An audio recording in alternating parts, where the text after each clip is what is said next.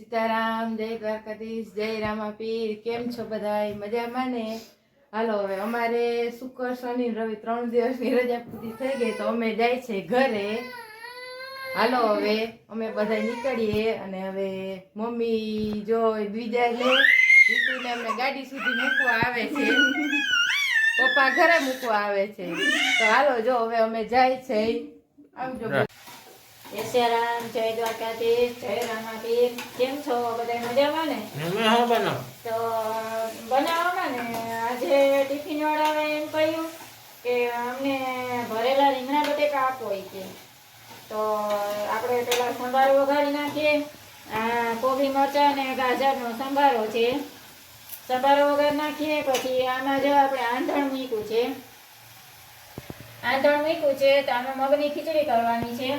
અને આપણે સંભારો વઘાર નાખ્યો છે. સંભારો હજી ચડે છે અને સંભારો ચડશે ને ખીચડી થશે ને તો આપણે રીંગણા બટેકાને સુધારી લેશું, મસાલો કરી લેશું.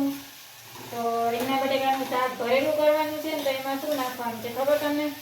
આપણે ચણાનો માંડવીનો ભૂકો, મગફળીનો ચણાનો લોટ શેકીને પછી લસણ વાળી ચટણી અને એ બધો મસાલો કરવાનો છે.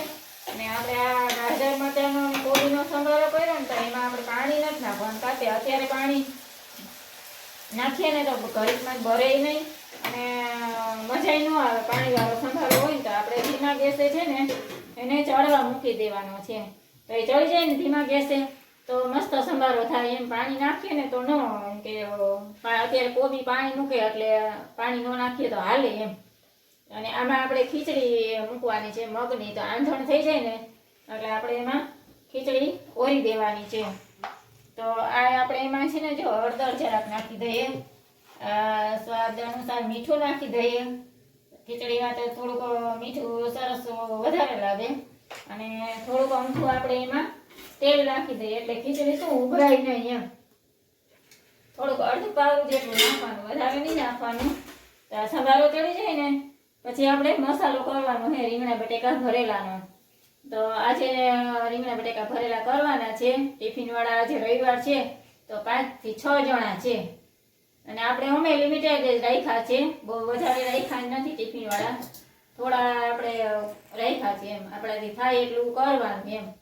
અને જેટલી બને એટલી આપણે થાય એટલી મહેનત કરીએ તો વાંધો ન આવે ને, સારું ને એમ. તો ઘરે બેઠા બીજું શું કામ હોય આપણે?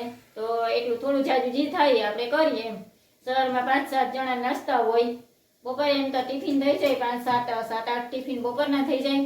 પણ આજે રવિવાર છે ને એટલે 6 જણા જ છે. નકર અત્યારે 7-8 અત્યારે થઈ જાય. એટલે ટૂંકમાં આખા દિવસમાં 10-15 ટિફિન થઈ જાય એટલે વાંધો ન આવે. અને નાસ્તા હોય 5-7 જણા એટલે વાંધો ન આવે. આપણે થઈ જાય આપણું એમ. આપણું રોજ મહેનત કરતા હોય એટલે રોજ આપણું નીકળી જાય. અને ઘરમાં થોડોક આપણે ટેકો રહે ને એમ એટલે કરીએ તો એમ.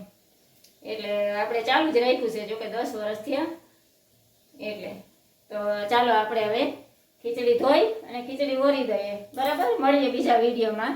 ભરેલા રીંગણા બનાવશું તો એ મળીએ.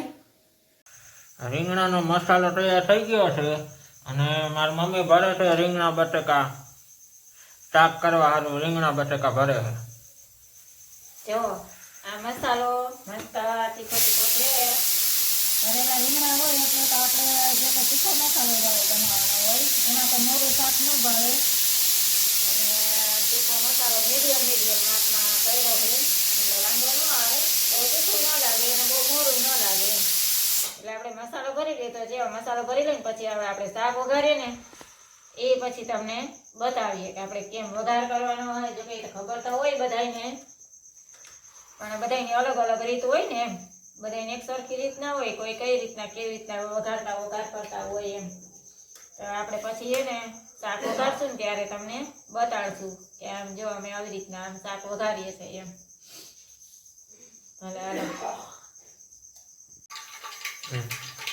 હાલો જો આપણે હવે શાકનો વઘાર ચાલુ કરી દીધો છે. આપણે રાઈ નાખી દીધી તેલ મૂકીને. અને હવે પછી આપણે જીરું નાખવાનું છે.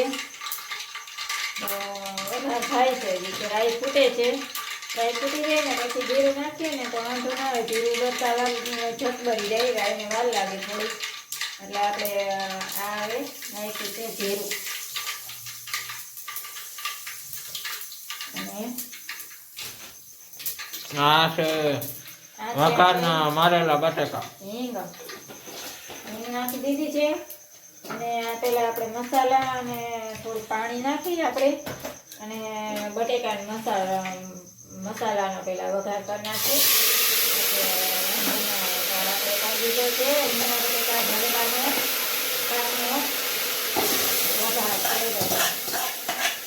મસ્ત શાક બનવાનું છે. આવી જાજો બધાય જમવા. ના હાલો મળીએ હવે બીજા વિડીયોમાં.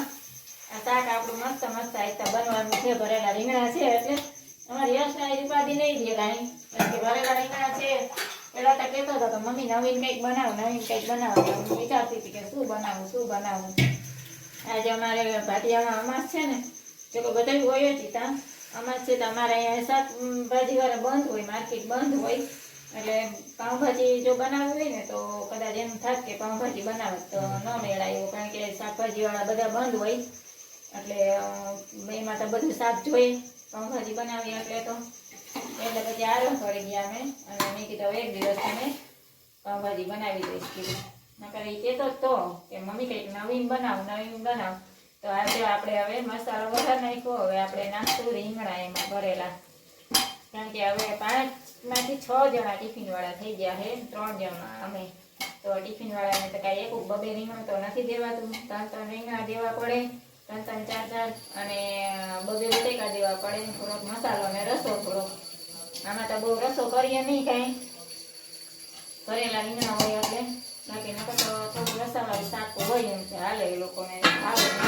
એ બધા આપણા ગુજરાતી જ છે, દેશી જ છે બધા એટલે વાંધો ના આવે. એને બધું સાદું જ જોઈએ. કોઈ બહુ મસાલાવાળું કે એવું મરી મસાલાવાળું એવું બધું ન ખાવે એને એટલે ના પાડે કે બહુ મરી મસાલાવાળું નહીં. આપણે ગુજરાતી જ છીએ, હિન્દીવાળા કોઈ છે નહીં.